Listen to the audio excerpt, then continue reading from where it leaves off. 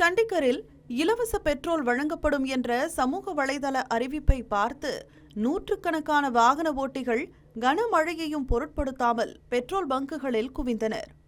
ராகேஷ் ட்ரெகான் இருசக்கர மற்றும் 3 சக்கர வாகனங்களுக்கு 500 மதிப்பிலும், கார்கள் உள்ளிட்ட 4 சக்கர வாகனங்களுக்கு 1000 மதிப்பிலும் பெட்ரோல் வழங்கப்படும் என அறிவித்திருந்தார்.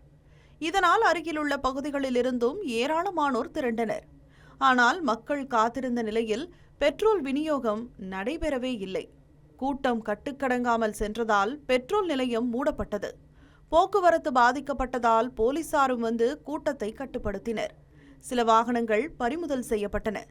பின்னர் கனமழை மற்றும் அங்கு ஏற்பட்ட குழப்பம் காரணமாக நிகழ்ச்சி 21ஆம் தேதிக்கு ஒத்திவைக்கப்பட்டதாக ராகேஷ் ட்ரெகான் அறிவித்து மன்னிப்பு கேட்டுள்ளார்.